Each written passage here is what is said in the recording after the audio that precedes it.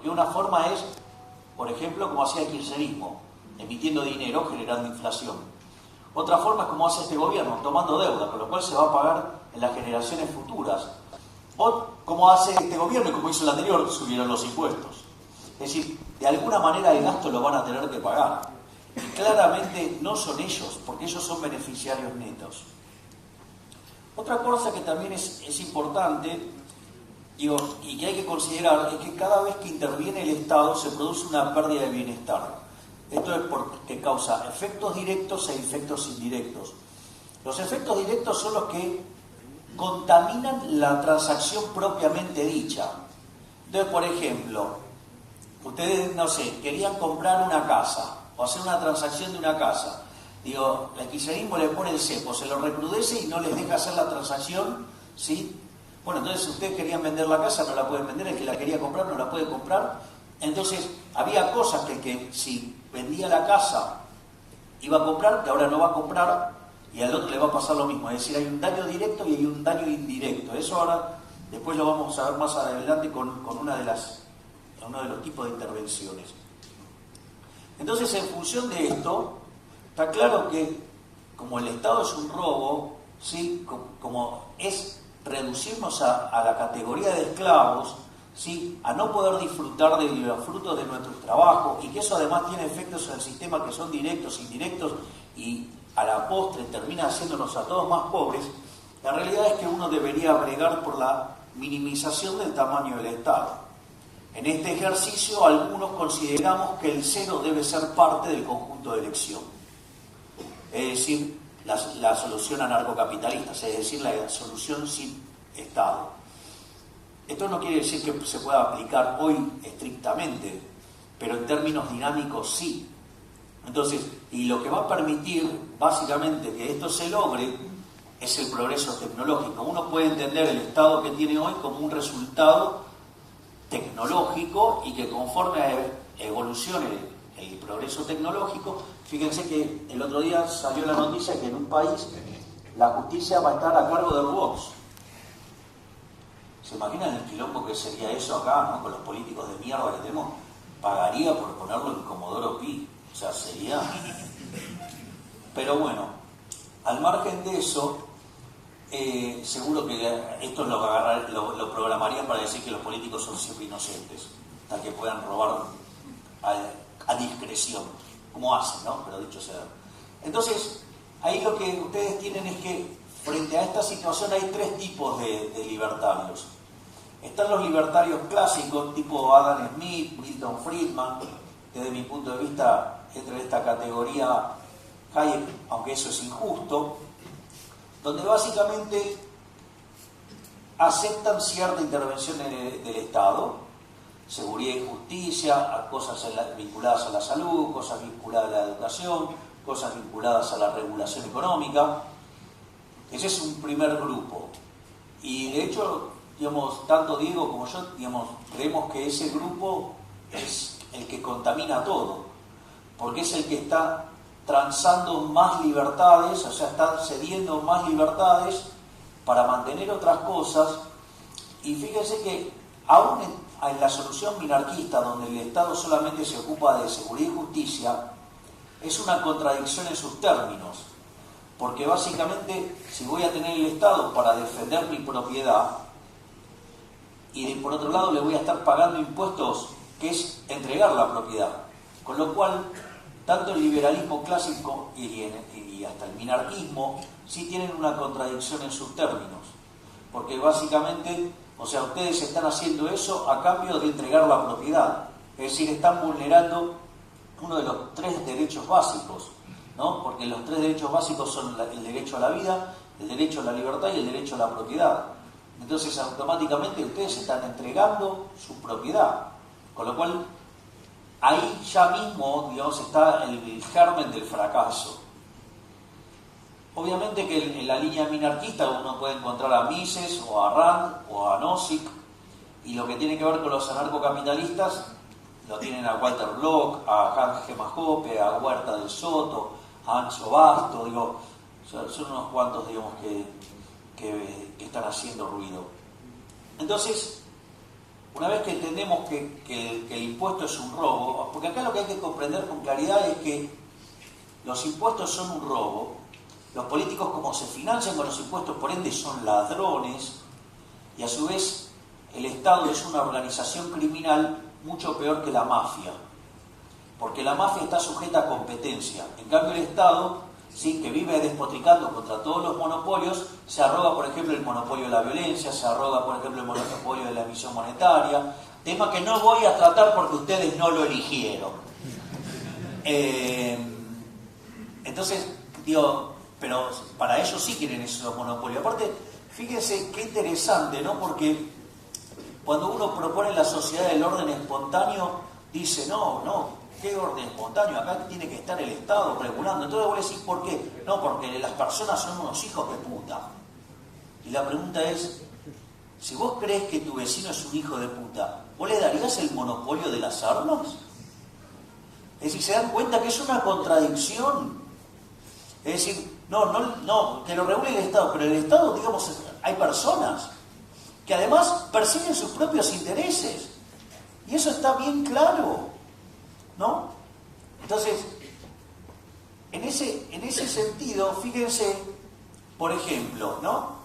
La señora Carrió, la abanderada de la República, ¿no? La abanderada de la República acaba de mandar un proyecto que se conoce como, vulgarmente como ley de góndolas, donde básicamente ella le quiere decir cómo un supermercado, ella que nunca en su vida laburó de nada, digo, parásito de la política, igual que Marcos Peña, igual que Vidal, igual que muchos de esos impresentables que andan dando vueltas por la política, lo único que hicieron en su vida fue ser políticos, o sea, siempre vivieron del robo. Entonces, miren qué interesante, porque ella, digamos, o sea, fíjense que le dice a los supermercados cómo vender, de qué manera vender, a qué precio vender, o sea, cómo tienen que estar las góndolas, qué productos puede haber, o sea, es tal, ¿sí? O sea que, fíjense que lo que está haciendo es vulnerar, ¿qué? El derecho de propiedad. Ustedes no pueden disponer de la propiedad como ustedes quieran, sino que van a tener que disponer como ella lo determina desde la poltrona. Persona inútil que jamás en su vida hizo nada. Y le va a decir a un tipo que se está ganando la vida en un supermercado cómo tiene que vender, qué tiene que vender, cómo tiene que acomodar los productos. Pero eso es un disparate. Entonces se está cagando en la libertad, ¿sí? Y se está cagando en el derecho de propiedad. Y como si todo esto fuera poco, ¿sí? El día que le tocaron un privilegio de casta, la de los pasajes que se la cobra toda, puso el grito en el cielo. O sea que cuando le tocan el bolsillo a ellos, ahí, digamos, ahí se ponen como loquitos. O sea, ahí, digamos, ahí sí cuenta, digamos, el derecho de propiedad, por decirlo de alguna manera. Ahora, para meterle la mano en el bolsillo a los empresarios, que son creadores de riqueza, que crean puestos de trabajo, que nos permiten disfrutar de una mejor calidad de vida, no, a eso hay que castigarlo. Entonces, digo, las cosas así no van, ¿eh? Digo, es más, fíjense, 3 derechos: derecho a la vida, derecho a la libertad, derecho a la propiedad. ¿Cuál es la primer propiedad que tiene un ser humano? La vida. Su cuerpo. Sí, claro, la vida está asociada con que tienes un cuerpo. ¿Sí? Fíjense esto, este gobierno avanzó sobre su cuerpo. Es decir, su principal propiedad, el gobierno avanzó sobre su propiedad. ¿Por qué? Porque hoy si se mueren, sus órganos son del Estado. Es decir, salvo que ustedes aclaren que no quieran. El otro día me decía, ay, qué descorazonado, ¿para qué querés tus órganos cuando estés muerto? ¿Para que se pudran? Problema mío, la concha de tu madre. Yo hago lo que se me canta el orto.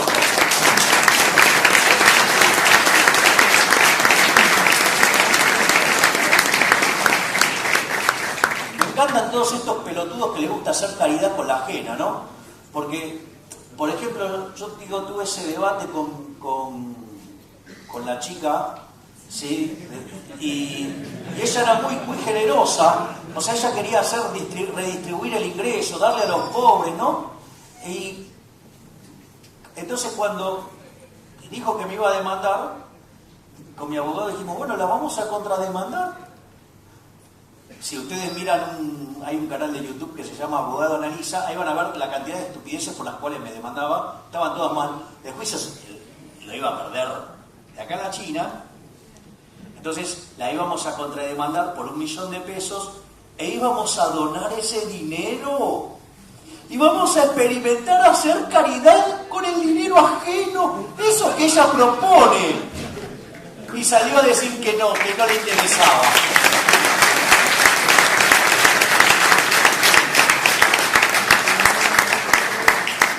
No sé quién fue el que lo dijo, pero es brillante. Digo que el órgano más sensible del ser humano es el bolsillo. Así que bueno, eso por un lado. Por otro lado, hay 3 tipos de intervención que ejecuta el Estado. Una es la violencia autística, es como fue instaurado el socialismo / comunismo en Rusia. ¿Sí? O sea, o ustedes se convertían al sistema, o en su defecto podrían tener 3 destinos. Uno, que lo mataran, si tenían mucha suerte. Segundo, le podían hacer una lobotomía. O tercero, podían ir a hacer trabajos forzados a Siberia. Violencia autística, es un acto violento sin ninguna contraprestación. En el caso argentino hasta podríamos decir que no está muy lejos, ¿no? Porque, o sea, te dicen que te van a dar prestaciones contra esos impuestos y la verdad que la calidad de las prestaciones son deplorables, ¿no? Porque dicen, es para seguridad y el país es un baño de sangre. Nos dicen, es para educación, estamos séptimo en las pruebas PISA en América Latina, después de haber sido el primer país en el mundo que eliminó el analfabetismo. No, es para hacer camino. Digo, ustedes llegan a agarrar una ruta argentina en un auto de alta gama, no lo usen a alta velocidad porque lo van a romper todo. Bueno, digo, y así como un montón de cosas, es decir, a ver, la educación, por ejemplo, la medicina, digo, la gran mayoría tiene una prepaga. Una vez me encontré en un programa a una persona defendiendo a la medicina que brinda el Estado. Le dije, ¿y vos dónde te operás? ¿Vos dónde te atendés? ¿Dónde se atendió tu marido? No, en una clínica privada. No, porque dice, no, eso no, porque dice, las ideas que tienen ustedes no se pueden implementar. Donde se ve con mayor claridad que se puede implementar es acá. Sí, tenemos digamos, a ver, la salud es una mierda, entonces todos tratamos de tener, ¿qué? Una prepaga. La educación es espantosa, todos tratamos de ir a la educación privada. Bueno, fíjense que de cada uno de esos bienes que supuestamente brinda el Estado, tenemos una prestación por parte del sector privado. Si se corrieran del medio y nos devolvieran lo que ganamos, probablemente vamos a tener mucha más plata para tener esos bienes de mejor calidad, que hoy lo estamos pagando 2 veces. No solo eso, sino que fomentaría la competencia, porque habría más personas que quieren ofrecer esos servicios. Exactamente. Igual, digamos, no es la metodología de la conferencia. No, no, porque si empezamos así no termino más. El otro tipo de violencia es lo que se llama la violencia binaria. Bueno, ya vimos que el caso de los impuestos es un acto violento, es un robo disfrazado de un andamiaje ilegal. ¿Sí? Y no es, digamos, una cuestión... A ver, suponga lo siguiente, voy a las votaciones y tengo el 80% de los votos, entonces tengo mayoría calificada para cualquier cosa. Entonces, porque tengo esa mayoría, entonces puedo hacer una ley que aniquila al 20% restante. Digo, pueden encontrar todos los argumentos que les antojen. Digo, puede ser legal, pero no es legítimo. Si ese tipo de cosas pueden pasar, y eso no es menor. Entonces, ya vemos que el cobro de impuestos es violento, pero el gasto público también es violento. Porque cuando el gasto público se ejecuta en algún lugar de la economía. Entonces, ¿qué es lo que pasa? Va a generar lo que se llama un cambio de precios relativos. ¿Por qué? Porque si se fuera, si va a gastar en lo mismo que hubiera gastado el privado, no tendría sentido de ser. Entonces, claramente, para hacerlo, es para hacer algo que el que está en la poltrona y dispone del poder cree que debería hacerse de otra manera. Es decir, le está imponiendo a la sociedad su modelo mental de sociedad, que obviamente es con la poltrona, obviamente. Entonces, ¿qué pasa? Cuando ustedes hacen eso, modifican los precios relativos. Entonces, esto tiene consecuencias tanto de corto plazo como de largo plazo, porque ustedes al modificar los precios relativos, modifican la estructura de capital. Y al modificar la estructura de capital, modifican, por ejemplo, lo que sucede en el mercado laboral de cada una de las industrias que hay o tipo de empresas que hay en la economía. Con lo cual, digamos, eso genera este daño del cambio de los precios relativos, pero también afecta la forma en la cual la economía va a evolucionar de cara al futuro. ¿Por qué? Porque también impacta sobre la tasa de interés. Entonces, no solo genera daño en lo que tiene que ver en el propio periodo, donde a algunas empresas va a hacer que le vaya bien y a otras las va a mandar a la quiebra, sino que además tiene consecuencias de largo plazo sobre la tasa de crecimiento. Y después está lo que llaman la violencia triangular. En la violencia triangular, por ejemplo, entran los controles de precios, los controles de cantidades y las regulaciones. Recién nosotros, por ejemplo, hablábamos del caso de Carrió, digamos, metiéndose en los derechos de propiedad. Ejemplo, todo este programa nuevo que arma los inútiles del gobierno, ¿no? Con los precios congelados, no sé cómo se llama. Para mí se llaman precios irritantes. Digo, porque un pelotudo de la poltrona diciendo cuál debe ser el precio. Digo, yo le recuerdo que el que está diciendo cuál debería ser el precio es un economista que dijo que el dólar a 28 estaba bien. Digo, o la señora Carrió, que decía que a 23 estaba bien, y cuando un economista rubio de ojos celestes, con pelo muy largo, dijo que no, que iba a seguir subiendo y le quiso hacer una causa por terrorismo económico. Y al amigo que también lo metía como partícipe, ¿cómo es que se llama la figura? Partícipe necesario, a uno pelado, amigo mío, es candidato a presidente. O sea, se agarró con nosotros, no. La señora, la chaqueña. Fíjense, pero es muy interesante ver el caso, por ejemplo, de lo que fue el cepo, como para ver los daños directos y los daños indirectos. Cuando ustedes generan un control de precios, ¿sí? Lo que sucede es que se genera un exceso de demanda, básicamente. Una de las boludeces que aprendemos los economistas que sirven es que, por ejemplo, si ustedes fijan el tipo de cambio y emiten dinero, van a perder reservas. Y eso era lo que hacía el kirchnerismo. O sea, emitía dinero, como en un momento estaba perdiendo muchas reservas, ¿qué pasó? Pusieron al control del tipo de cambio le sumaron un control de cantidades. Y ahí apareció ese, muchachos, me cuesta mucho con el ruido de voces. Digo, de ahí viene. Entonces, el punto es que si ustedes tienen control de precios más control de cantidades, ahí lo que le va a aparecer es que a ese precio hay un exceso de demanda y además todos los que querían, además les corta a donde puede manifestar ese exceso, por decirlo de alguna manera. De esa manera, la contracara es que hay un exceso de oferta en el resto de la economía. Entonces, en el mercado de bonos implicaban los precios de los bonos muy bajos, por ende la tasa de interés muy alta. Eso deprimía la demanda de bienes, con lo cual, digamos, el PBI caía debajo del PBI potencial. Eso generaba que no creciera la demanda de trabajo, por lo tanto los salarios, digamos, se deterioraban, caía el salario real, y es más, había tendencia al desempleo que el kirchnerismo lo corregía metiendo 1.400.000 empleados públicos. Sí, que a su vez que eso, como agigantaba el déficit fiscal, lo financiaba con emisión monetaria, con lo cual incrementaba más el exceso de oferta en el mercado monetario, cosa que llegó a representar 5 puntos del PBI. Es decir, fíjense que hay un daño directo, que es lo que pasó en el mercado de dólares, y hay un daño indirecto, que es lo que pasó en el mercado de bonos, lo que pasó en el mercado de bienes, lo que pasó en el mercado de trabajo, qué pasó con las cuentas públicas y qué pasó con el mercado monetario. Entonces, cada vez que el Estado interviene, el resultado termina siendo peor de lo que había originalmente. Entonces, esto lleva a la discusión que siempre hacen los políticos. No, bueno, el problema es que gastan mal. Es decir, algo, digamos, que está implícito en el argumento central del libro de Hayek, lo que fue el último libro de Hayek, que se llamaba La fatal arrogancia. O sea, donde básicamente el argumento es, en realidad, los otros lo hacían mal porque son pelotudos, pero yo lo voy a hacer bien. Ejemplo, ¿sí? ¿Cuál era el argumento de este gobierno? No, bueno, en realidad no hay un problema con el tamaño del sector público, el problema es que estos son chorros, decían.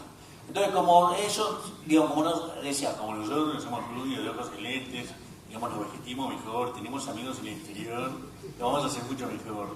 Y en realidad, el problema no es, digamos, las personas. Ustedes pueden poner a Gandhi, a la Madre Teresa de Calcuta, a las personas más buenas del mundo que se les ocurra hacer socialismo y va a fallar siempre, porque el socialismo es el problema. El problema es la idea, no son las personas. Es decir, acá el problema en Argentina es un problema cultural de una sociedad que está infectada de socialismo y que hace 90 años no para de caer. O sea, no es un problema digo, como algunos pelotudos dicen, no, porque el problema empezó hace 74 años. No, boludo, no empezó hace 74 años, empezó antes. ¿Sí? Empezó en el segundo gobierno de Irigoyen. Y no solo eso, después, ni de hablar de los pelotudos que dicen, no, bueno, porque el problema en Argentina empezó el 24 de marzo de 1976. Otra pelotudez. El problema en Argentina empieza en el año 28, cuando empiezan a hacer pelotudeces. Empiezan a abrazar las ideas socialistas. Ponen la ley del control de alquileres, digo, el impuesto a la renta, o sea. Entonces, ahí empieza el avance. El problema es que Argentina en ese momento, que estaba en el 5º lugar del mundo, como en todo el mundo más o menos se hacían las mismas pelotudeces, no se notaba. ¿Por qué? Porque todos andaban haciendo más o menos las mismas boludeces. Cuando termina la Segunda Guerra, hay una parte del mundo que va por el liberalismo y otro que va por el comunismo. Entonces, digamos, vino un señor y dijo, no, vamos por una tercera vía. Bueno, a la luz de los hechos salió mal, porque si éramos quintos, somos 65, evidentemente salió mal. Pero el problema es la idea. Es decir, entonces no existe eso, no hay una forma correcta de gastar. No existe eso. Friedman decía que hay 4 formas de gastar. Ustedes pueden gastar el dinero propio o el ajeno, y lo pueden gastar en ustedes mismos o en otros. ¿Cuál es la mejor forma de gastar? Y el dinero propio en uno mismo. ¿Por qué? Porque ustedes saben lo que les costó ganarlos, ¿sí? Y ustedes saben muy bien lo que quieren comprar. Con lo cual es la única forma en la cual se maximiza el beneficio, por decirlo de alguna manera. Fíjense que aun cuando el Estado le pusiera un agente fiscal que gastara en todo lo que ustedes quieran, aún así, eso los va a llevar a una situación peor, porque el agente fiscal no es gratis. Consecuentemente, lo que ustedes se van a encontrar es que aún en ese caso van a estar peor. Imagínense, digamos, que los políticos argentinos la poltrona la tienen más arriba que el Everest. Con lo cual, digamos, no lo van a poder hacer tan bien como eso. Además, ustedes, por ejemplo, podrán gastar su dinero en otros. Ejemplo, cuando hacen un regalo. Y van a minimizar el costo, se van a tratar de quedar lo mejor posible gastando lo menos posible. Después está la otra alternativa, que es gastar la de otros en ustedes. Esa es buenísima. Yo, por cuestiones profesionales, me toca viajar mucho y me encuentro con muchos ejecutivos. Entonces es muy interesante todo el discurso que tienen, ¿no? Porque hay que ir primero y esto y lo otro, y bueno, maravilloso. O sea, porque no es que viajan en ejecutiva, viajan en primera. Y lo interesante es que algunas veces me he encontrado esos mismos viajando con la familia, van todos en el gallinero. Y es interesante porque, digamos, cuando vos ves eso, tenés cara de, che, lo que me dijiste la otra vez, y aunque no le digan nada, le empiezan a explicar por qué viajan en el gallinero. Esa es buenísima. Esa no tiene precio. Entonces, si ustedes se fijan, ¿cuál es la peor forma de gastar? Gastar el dinero ajeno en terceros. Esa basura que se llama estado de bienestar y debería llamarse en realidad estado del malestar. Porque cada vez que ustedes pongan una intervención, se va a producir lo que se llama el fallo del Estado. Y el resultado va a terminar siendo peor que el que tenían de origen. Con lo cual, es una estupidez eso de estar hablando, digo, no, porque es ineficiente. No, a ver, los kirchneristas eran deplorables, y estos también son deplorables. Es decir, cualquiera que quiera el Estado presente es deplorable. Porque pedir Estado presente es como pedir, digamos, un pedófilo en el jardín de infantes. Si no puede terminar bien. Es decir, hay que entender que el Estado es nuestro enemigo, que nos quita nuestros ingresos por la fuerza, que los gasta como se le dé la gana y lo que menos le importa es que es de nuestras vidas. Pero, ok, entiendo que ellos levanten esa hipocresía porque es la forma que buscan engañar a la gente para seguir viviendo de esta actividad parasitaria. Lo que no puedo tolerar es que se lo banquen los pagadores de impuestos. Es decir, yo lo llamo algo así como los esclavos felices, ¿no? Que están esperando que su amo, los saque de la condición de esclavo. ¿Para qué? Para volver a ser esclavo. Una cosa verdaderamente patética. Después, hay otros que no, dicen, no, bueno, pero el problema es la corrupción. Es decir, no, porque en realidad entonces si hay gente honesta, es igual, el problema es la idea. No es la gente, el problema es la idea. O sea, ustedes tienen que comprender que los empresarios no pueden comprar favores, que los políticos chorros no tienen para vender. Vamos a un caso concreto. Cada vez que salta el tema de los cuadernos, yo, al que esté del lado opuesto, le pregunto, ¿cuánto sería la coima por obra pública si la obra pública fuera cero? Cero. Exacto, no habría coima. Fíjense que entonces el origen del mal siempre está en el Estado. Es muy interesante, los que creen pueden seguir con mayor agrado el ejemplo, los que no creen, problemas, de otra parte. Hay una conferencia de Jesús Huerta del Soto que se llama Dios, Anarquismo y el Papa Francisco. Entonces toma un par de citas de la Biblia, una del Viejo Testamento y otra del Nuevo Testamento. Yo me acuerdo bien la del Nuevo Testamento, que es cuando el maligno se lo lleva a Jesucristo a lo más alto de una montaña y le dice, bueno, mira, ahí están todos los reinos del planeta, o sea, los estados, versión moderna. Entonces le dice que si se pone de rodillas ante él, ¿sí? Básicamente le va a dar el poder sobre todos esos reinos, porque ese poder le fue dado. ¿Ok? Es decir, que el Estado es una invención del maligno, está en la Biblia. Es decir, por ende, cuando se aplica, funciona mal. O sea, a ver, ¿ustedes qué creen? Que, estar en Venezuela es más parecido a estar en el paraíso o estar en el infierno. ¿Qué creen que es la vida en Cuba? ¿Qué creen que es la vida en Corea del Norte? ¿No? Se parece bastante más a la parte mala de la película. O sea, pero fíjese, si los argentinos paramos de producir mierda, ¿no? Porque ahora hasta